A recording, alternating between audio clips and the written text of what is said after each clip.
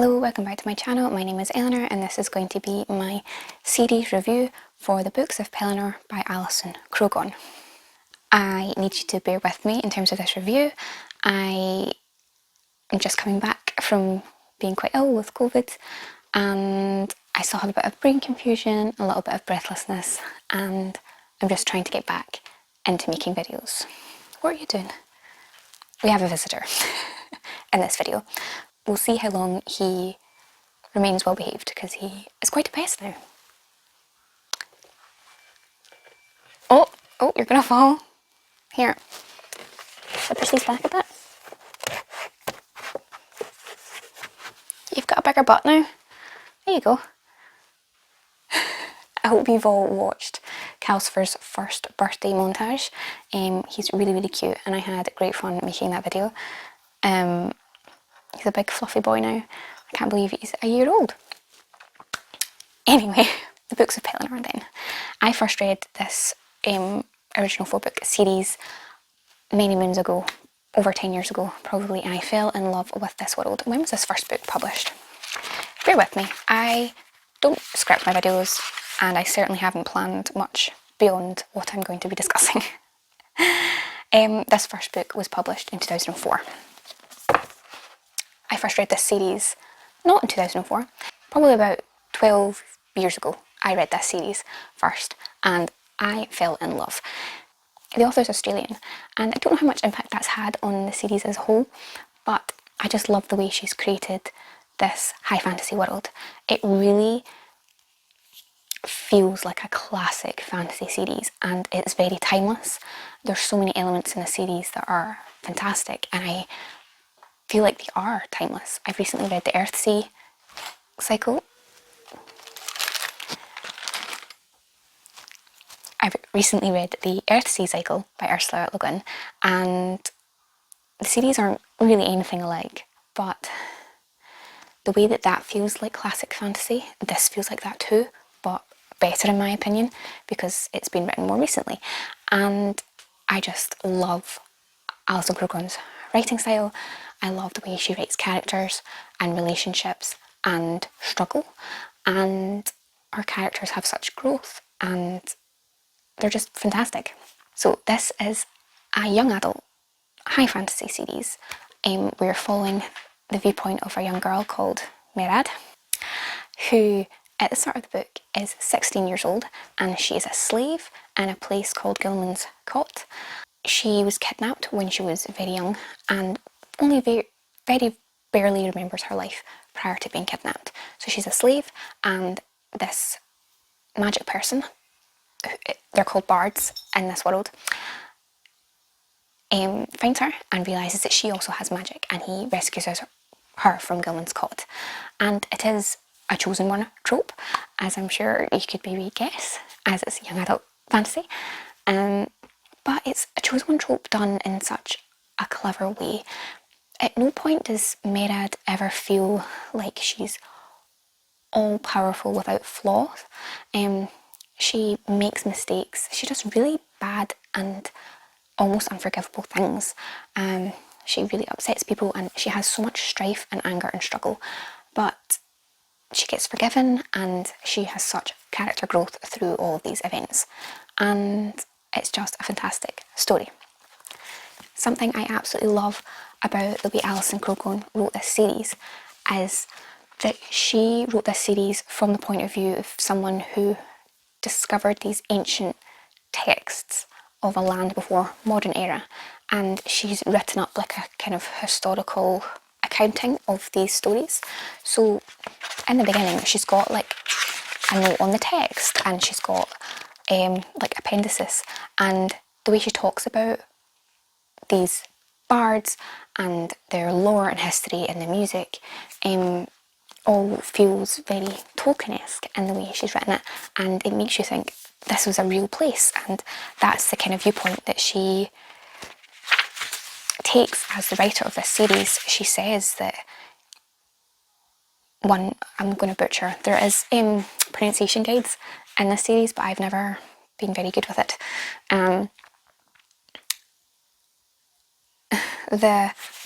Riddle of the Tree Song, one of the key legends of the lost civilization of Elder Amarna, is here translated in full for the first time. This great classic of Anarnian literature deserves, it seems to me, a much wider audience than the academics it has so far attracted. So she's writing from the point of view of an academic, and this is her putting very ancient and translated texts into a kind of more digestible format. And I love that. It just gives so much more depth and strength to the series. The writing is so rich and engaging, and when you read the appendices and the text and stuff, when it talks about the language of magic, which they call the speech, it's just so brilliant. And like, of the bards, a history and society and culture, there's like full sections. They're not particularly long, because it's for young adults. They probably wouldn't read the Silmarillion the same way if it was written like that. But these snippets just give such a bigger, stronger background to this story. It just makes it feel like so much more is going on than the initial character you're following. I won't be able to talk too much about the rest of the series because I want to keep this video spoiler free, because not many people talk about this series enough on BookTube. I know it is an older series now, as in the early mid-2000s, but one of the first people I followed in the UK on BookTube was Abby of Pelenor, and her channel name, Pellinor, comes from this series, and she's a die-hard, like, #1 fan of this series. And I saw her name on BookTube, and I clicked on it, and I watched all her videos, and I've been following her ever since, and become kind of friends with her. And I hadn't come across anyone else who had read this series and was still talking about it, because I feel like this series needs to be read more because it is so good. I don't feel like it's had its time. I feel like it's still in the air, as we should say. I'm sorry if you can hear background noise. My cat is being a bit of a pest. He's probably confused because this is the first time I've done anything like this in about 2 months. Anyway, I got sidetracked. You can definitely tell that I don't plan these videos very well, or at all. Yes, so there's just so much more to this series, and the books are big, but they don't feel long, and they don't feel like a chore to read. They're a pleasure to read. The writing is so accessible, and it's just fantastic. The first 2 books, The Gift and The Riddle, are from Mered's point of view only. This third book is from another point of view. I won't say who because spoilers. And then this last book, The Singing, is a kind of mishmash of a couple of characters' point of views as you're reaching the climax of the story arc. As is the way in a lot of high fantasy, they're travelling the land a lot, and you end up seeing lots of different cultures and areas and civilizations within this land. And another thing Alison Croggon has done spectacularly well is maps. I know some people really don't bother with maps, but I really, really enjoy a good map, especially in high fantasy like this, where I think it really adds to the depths of the story to know where you're going, know who you're encountering, and how long it's taking. And in each of the books there's a map. Some of the maps are like kind of more focused in on a particular town, but this is the main map which covers all of Eld Amarnach. Really sorry. Yes, but you can also tell that she put so much work and effort into making up all these names and places and a language basically, and it's just so well composed overall. I reread this series recently, and that's why I'm wanting to do this video about it now, because it had been a couple of years since I'd previously reread them, but I keep picking this up. As you can tell, I this spline bit of this first book a while ago, and the pages are kind of ripping out, because I've read it so many times when I was younger. But the reason I reread it recently was because in 2016, Alison Croggon wrote a prequel. the Bone Queen. And I didn't know about this at the time because in 2016 I wasn't really on the internet in terms of books. I was on Goodreads, but I wasn't very good at following authors and keeping track of their new releases.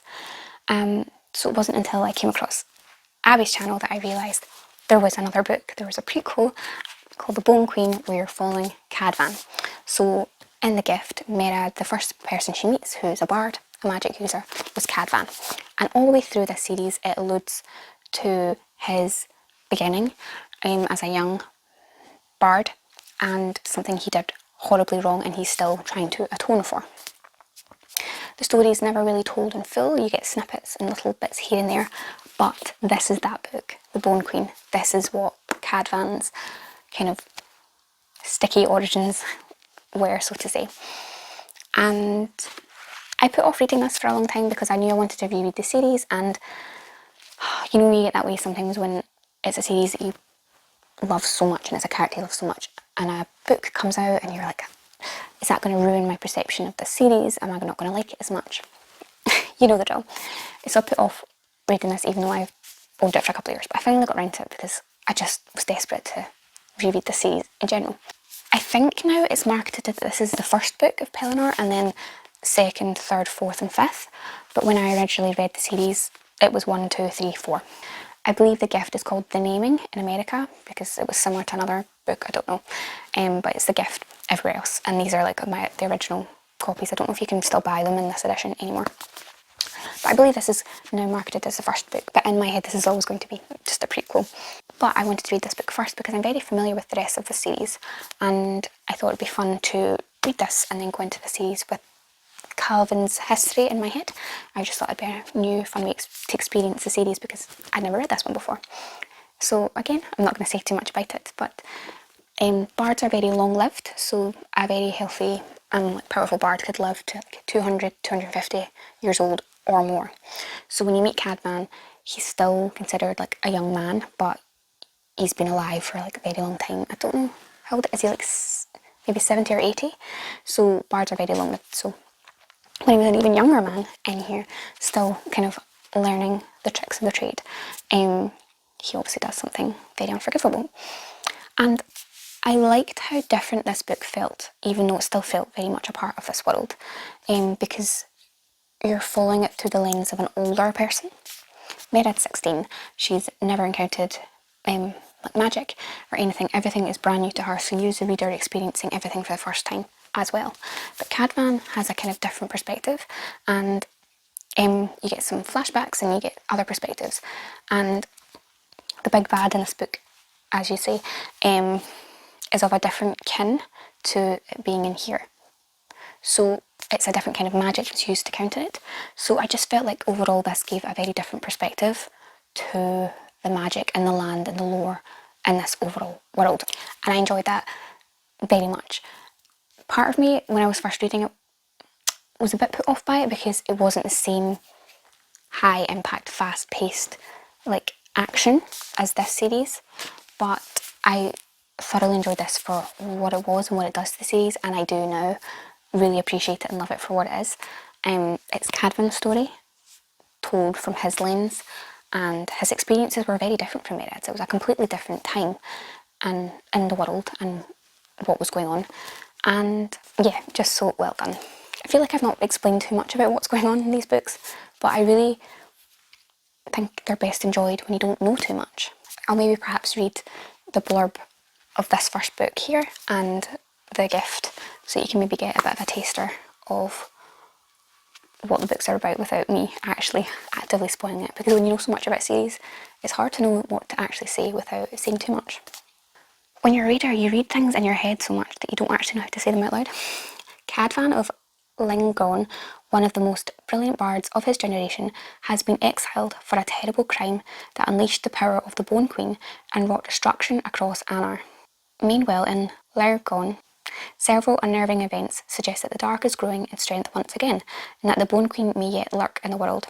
If he is to save both the living and the dead, Cadvan must once again face the evil that almost destroyed him. So that's Cadvan's story, and this is Mered's story. Merad is a slave in a harsh, desperate settlement, taken there as a child after her family is destroyed in war. She is unaware that she possesses a powerful gift, a gift that marks her as a member of the school of Pelenor. It is only when she is discovered by Cadvan, one of the great bards of LeGuin, that her true heritage and extraordinary destiny unfold. Now she and her teacher Cadvan must survive a punishing and uncertain journey, battling with dark forces from the deepest recesses of otherworldly terror. So hopefully that's given you a bit more of a idea of what these books are about. But this is a series that's given me such a feel of Lord of the Rings. They're similar in some ways, but totally different in other ways. But it's that same kind of high fantasy feel, and I really think this series deserves like a wall in the Hall of Fame of like classic fantasy, and I want more people to pick this series up. I think it's so good and it's so timeless. I love the characters, I love the relationships, I love the magic, I love the whole journey. Alison Croggon has also written some very, very short stories from this world. I've read one of them. It's called The Friendship, and it was literally like 10, 20 pages long maybe, and it is from Cadvan and his friend Salman, who you meet in these books as young men before they're friends. So it's a very short snippet of that. And there's also another one, I think, called The Island. I haven't read that yet, and that's more so following Merad later on after this series has concluded. And I just love the whole take that Alison Croggon has gone with this series. I just think it works perfectly. So this was a very long-winded video where I'm not sure I actually talked too much about anything. Love to know in the comments below if any of you have read this series. I know you have, Abby. I would love to discuss with you in the comments what you thought of this series, if you would say the same things that I have about it, about being such a classic staple fantasy series, and what you think of it. I'd also love to know in the comments if this has encouraged you to pick it up yourself. If you find the first book anywhere, please give it a go. I'd love to know if you're now interested in reading it. I just think there's so many new books coming out that are amazing and they do deserve to be read, but I think we should try and not forget books that have already been, because they're still fabulous. Fantasy lends itself to being a bit more timeless in the way that a lot of contemporary books don't, because they're very set in modern culture and you can date it. But yeah, I'm now going to be rambling. Editing Eleanor here, please ignore everything about the way I look. I didn't want to get all sorted to film this little clip. I was just realising while I was editing this video that there was an aspect of this series that I forgot to discuss and mention that I absolutely love. A huge focus of this series is about music and instruments and singing and all of that, and this is another aspect that kind of reminded me of the Lord of the Rings. Alison Croggon wrote songs and music into it, and as you can tell by some of the books in the series, there's one's called The Singing and the Riddle. These are very integral parts to the series. I had never before read a book or series that had focused so much on the music, and I absolutely loved it. It was so unique to see in a story, and it all intertwined, and Merad plays a lyre, and all of the other bards and people she encounters play different musical instruments and sing, and being musical is very much an integral part of being a bard and learning magic and stuff like that. It's all quite interconnected in the world and in the land, and it links into the way the author has made this series seem like it was a hidden kind of discovered text of ancient civilization, the way it's all translated songs and stories. Yeah, I just thought that was worth mentioning as well if that kind of interests you. I do find that it can be quite hard to kind of take in music like that because you're reading it and you don't have an idea of the tune or the song or the music, but I loved it regardless. So yeah, I just wanted to add this in here as well, if that's another reason to read this series, but this video was already very long, so I'm going to leave it there. But thank you for watching this video. I hope you enjoyed it.